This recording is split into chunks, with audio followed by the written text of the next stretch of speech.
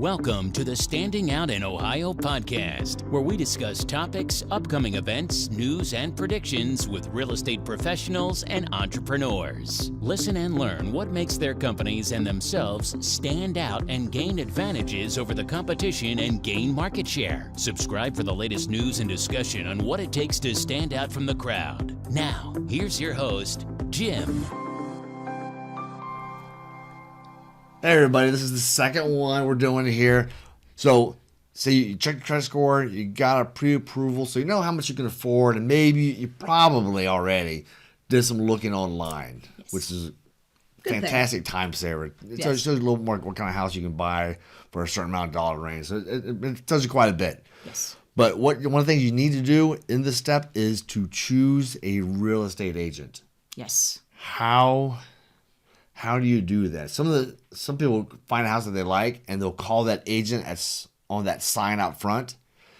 That is, you don't actually have to do that. Some people think that's the person you have to call. No. You do not. That person actually represents the seller.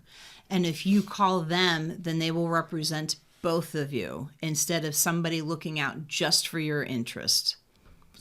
I have seen it. There are some agents that do that very well, but you may still want to go ahead and find someone just for yourself who can represent just you. So to do that, there's a couple different ways. You can always hop on the Google and go ahead and do a search, look for reviews, see that area that you want to purchase in. Sometimes there are real estate agents that specialize in areas and you may find someone. Ask your friends. Ask people that have just purchased a house. Who did they use? That's probably the best way. That would be the best way, because then that way you know from a friend, from someone that you trust, how they treated them, how they did with the timelines, how they did with responding to calls, or were they pushy? Were they pushy? Did they want them to buy the best house for them, not the one that made a sale for them and put money in their pocket? So, because I've known agents that would suggest people not to buy a certain house because they think it's that buyer's best interest in the long run. That's what you want. You want an agent that's going to tell you, no, not this one. This has some issues that you probably don't want to deal with, or it's not exactly what you want. I have something better for you. You need an agent, buyer's agent, that's going to really look out for your best interest. Yes. And there are, just like any industry, any type of work, there's always a small percentage that are not the people you normally would want to work with. So you need to sort through that. So definitely ask your friends, relatives who have bought houses what agents they recommend. If you've used a home inspection company in the past, call and ask them. If not, do some reviews. Call a home inspection company. Who do they work with a lot in that area that they know is trustworthy? There are lots of ways to ask people and get referrals. Don't hesitate, do it. This is probably going to be one of the largest purchases of your life. You want to make sure that you know that your interests are being taken care of and that you're finding someone who can help you do what you need to do. So that's tricky doing that. But you do not have to call the person that's on the sign out front. No. You do not have to do that. So after you found yourself an agent and maybe you done a lot of looking. For houses, and their agent, you kind of check your friends. Hey, I'm working with this agent, or I'm thinking about working with this agent. What do you know about them? Would you work with them, or would you recommend somebody else to check out as well? Ask that. Ask other professionals about that. So you went off the agent. Maybe you sat down with that agent. They looked at. You narrow things down to 5 houses, and you go take a look at them. Sometimes it can be done one day. Sometimes it's a couple months long process of looking at places. Right. It depends how well you know what you want. Right. If you don't know exactly what you're looking for in a house, you're going to look at a whole bunch of houses. If you know what you want, it can be done pretty quickly. So you look for the agent. You find an agent. You found a house that you want with that agent. You're looking at houses. Yep. And now you found the perfect house. And you put in your offer. Agents are very valuable with it. I would never recommend you buy a house without an agent. You need to have a buyer's agent to help you because they know all the paperwork. They know time frames, what needs to be in them.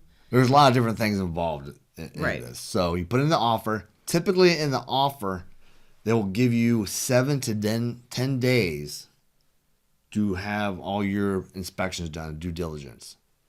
So during that time frame, as soon as you're in contract, as soon as your offer has been accepted, you need to schedule Your home inspection. Yep. Any kind of testing that you want needs to be scheduled during that time frame, because you need to have all that information back by the end of that inspection period so that you and your agent can sit down, look at the reports, see what the conditions are of the house, and decide if you want anything fixed, and if so, what.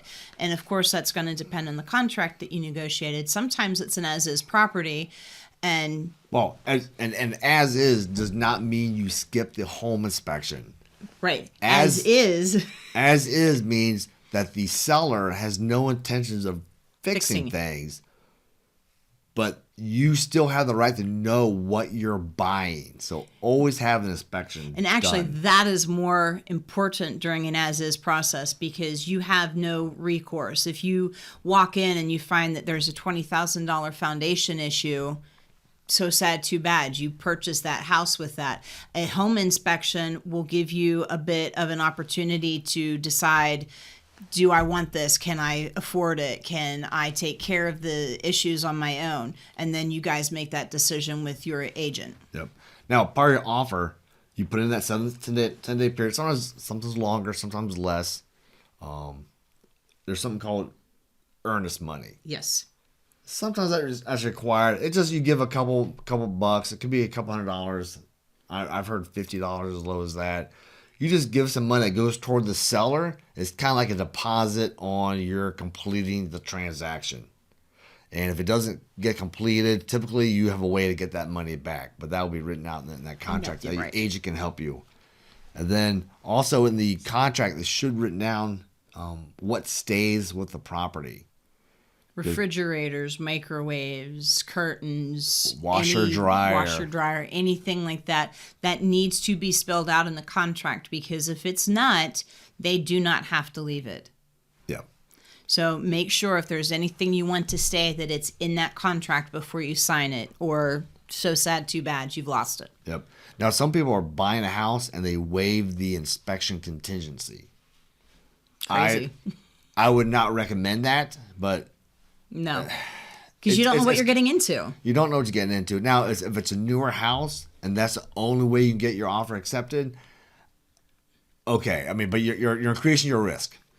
But I can understand doing that. If it's an older house, no, you're taking an even larger risk. Well, so. and at that point, if it's a newer house and you've purchased it, we've had a lot of people that have done that and then called us and said, you know, I've been here for about a month. I waived my inspection fee. Something weird's going on. Can you guys come and do an inspection for me? And so we've come in and done it after the fact. And then they use that as their repair sheet and what they need to do to get things fixed.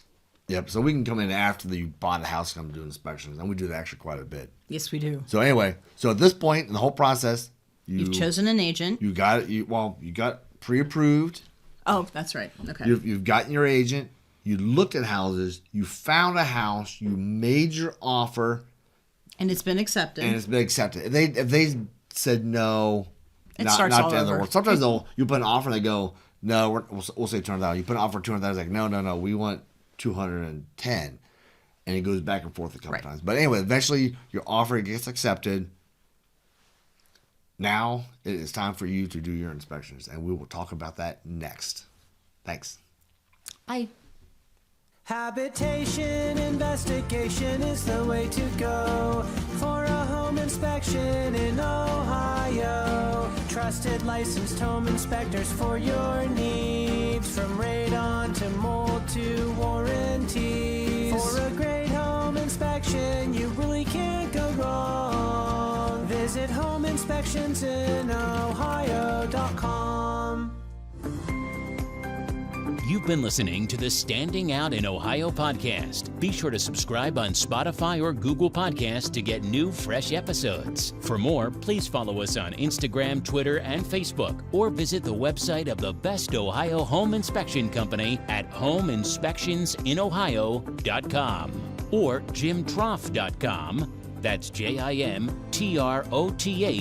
and click on podcast. Until next time, learn and go do stuff.